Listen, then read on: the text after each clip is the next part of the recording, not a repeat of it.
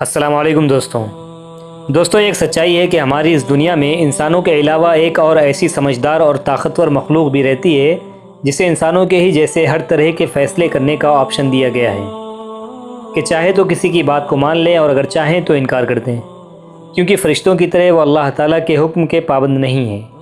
اور وہ مخلوق ہے جنات۔ دوستو، جنات عقل اور سوچ کے معاملے میں انسانوں سے کمتر ہے۔ یہ مخلوق کھاتی پیتی بھی ہے، زندگی بھی گزارتی ہے، اس کی فیملی بھی ہوتی ہے، اور کل نفس ذائقۃ الموت کے مطابق یہ مرتی بھی ہے۔ جیسا کہ اللہ پاک نے قرآن کریم کے اندر کھلے طور پر فرمایا ہے کہ زمین پر جو کچھ بھی ہے وہ سب فنا ہونے والا ہے، صرف آپ کے رب کا چہرہ باقی رہے گا جو کہ عظمت اور عزت والا ہے۔ دوستو، اب یہاں پر یہ سوال پیدا ہوتا ہے کہ جنات کو موت آخر آتی کیسے ہے؟ کیا ان کی بھی روحیں ہوتی ہیں؟ کیا ان کی بھی روحیں انسانوں کی طرح قبض کی جاتی ہیں؟ تو چلیے آئیے یہ جاننے کی کوشش کرتے ہیں۔ دوستو، جنات کو پیدا کرنے کے مقصد پر بات کی جائے تو قرآن کریم کے اندر صاف طور پر بیان کیا گیا ہے کہ جن و انسان کو اللہ تعالیٰ نے اپنے عبادت کے لیے پیدا کیا ہے، یعنی انسانوں کی طرح انہیں بھی نفس اور خواہش اور بندگی کا اختیار دے کر دنیا میں امتحان کے لیے بھیجا گیا ہے، اور وہ دنیا کے اندر انسانوں کے بیچ میں رہتی ہوئی ایک الگ سی مخلوق ہے جس کے بارے میں قرآن کریم کی ایک پوری سورہ جن کے نام سے موجود ہے۔ جنات کے اندر مسلم جنات بھی ہوتے ہیں اور کافر جنات یا شیاطین بھی۔ دوستو، جنات کی موت کے حوالے سے علماء کرام کے دو قول ہیں۔ حضرت حسن بصری کا یہ ماننا ہے کہ جنات کو موت نہیں آتی۔ ان کے مطابق جنات کو بھی اسی طرح سے مہلت دی گئی جس طرح سے ابلیس کو دی گئی ہے، کیونکہ ابلیس بھی جنات میں سے ہے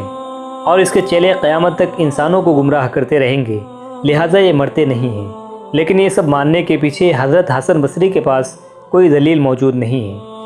جبکہ قرآن کریم کے اندر اللہ تعالیٰ نے جنات کی موت کا ذکر صاف طور پر کیا ہے، اور کئی احادیث سے بھی ہمیں اس بات کا ثبوت ملتا ہے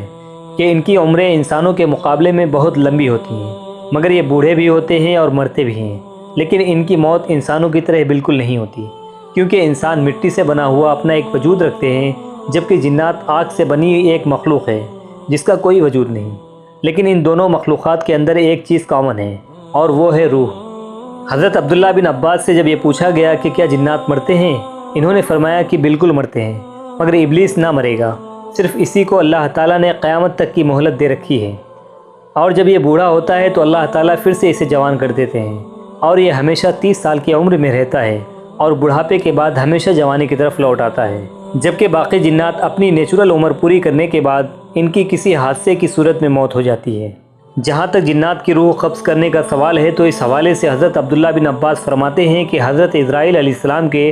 زیر حکم ایک فرشتہ مقرر ہوتا ہے۔ اس فرشتے کی ذمہ داری یہ ہے کہ وہ صرف جنات کی روح قبض کرتا ہے۔ دوستو، قرآن کریم کی یہ صورت صاف طور پر جنات کی موت کا ثبوت دیتی ہے کہ اے گروہ جنات، وہ انسان بھی ایسا ہی گمان کرنے لگے تھے جیسا گمان تم نے کیا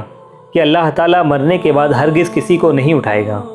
دوستو، جنات اور انسان دونوں کے اندر روح پائی جاتی ہے، مگر فرق یہ ہے کہ ہماری روح جو ایک مادی جسم کے اندر موجود ہے، موت کے وقت جسم کو چھوڑ کر عالم برزخ کے اندر چلی جاتی ہے، جبکہ جنات کی روح انرجی یا کسی کرنٹ کے صورت میں ہوتی ہے، ایسی انرجی جو کائنات کے اندر جتنا وقت بھی موجود رہے تباہ نہیں ہوتی اور نہ ہی ختم ہو سکتی ہے۔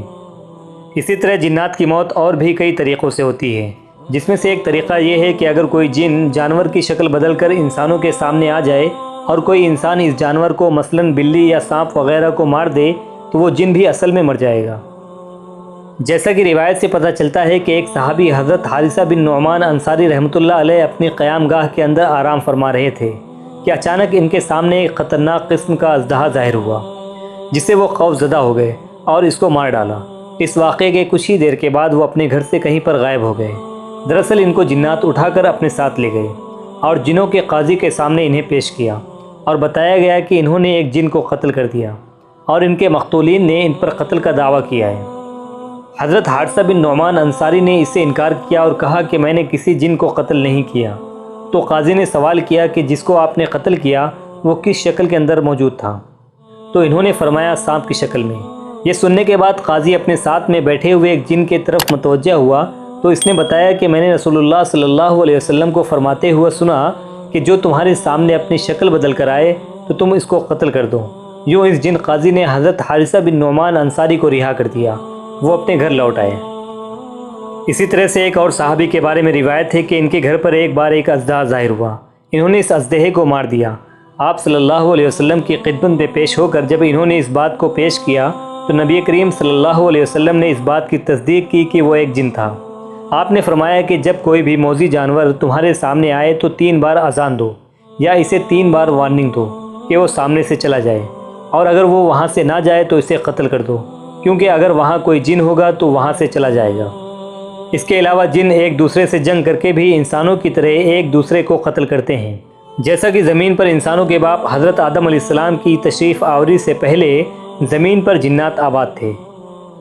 اور آپس میں جنگیں کر کے ایک دوسروں کا قتل عام کیا کرتے تھے، مگر حضرت آدم علیہ السلام کے اس دنیا میں آنے کے بعد فرشتوں کی ایک جماعت نے ان جناتوں کو جنگ کے اندر شکست دے کر ویران اور بیابان جگہ پر انہیں قید کر دیا، جس کے کمانڈر حضرت جبرائیل علیہ السلام تھے۔ سورہ بقرہ کے اندر ارشاد ہوتا ہے کہ جب اللہ تعالیٰ نے فرشتوں سے فرمایا کہ میں زمین پر اپنا خلیفہ بنانے والا ہوں، تو فرشتوں نے جنات کی وجہ سے یہ سوال کیا کہ اے اللہ، پھر سے ایک ایسی سرکش اور نافرمان مخلوق کو پیدا کرنے والا ہے جیسا کہ جنات تھے؟ تب اللہ تعالیٰ نے فرمایا کہ میں وہ کچھ جانتا ہوں جو تم نہیں جانتے۔ اس کے علاوہ جنات کو آگ میں جلا کر مارنے کے دعوے جو کہ عاملین اور ڈھونگی بابا کرتے ہیں وہ سب کے سب غلط ہیں، کیونکہ پہلی بات تو یہ ہے کہ جنات کو آگ سے ہی بنایا گیا ہے، اور دوسری بات یہ کہ ان کا کوئی انسانوں کی طرح جسم نہیں ہے جو کہ دنیاوی آگ میں جل سکے، جبکہ جہنم کی آگ اس دنیا کی آگ سے 70 گنا زیادہ خطرناک اور شدید ہے، جس کے ایندھن کافر اور شیطان جنات ہوں گے، یعنی ان کے جلنے کی وجہ سے جہنم کی آگ مزید بھڑکے گی۔ اللہ تعالی ہمیں اس جہنم سے بچائے اور سمجھنے کی توفیق عطا فرمائے، آمین۔ دوستو، مجھے امید ہے کہ آج کی اس ویڈیو سے آپ کو جنات کے متعلق بہت کچھ نیا جاننے کو ملا ہوگا اور یہ ویڈیو آپ کو بہت پسند آئی ہوگی۔ اگر یہ ویڈیو آپ کو اچھی لگی تو اسے ضرور لائک کیجئے۔ اب میں ملوں گا آپ سے ایک ایسی ہی انٹرسٹنگ ویڈیو میں، تب تک کے لیے اپنا بہت سا خیال رکھیے گا۔ Thanks for watching this video. اللہ حافظ۔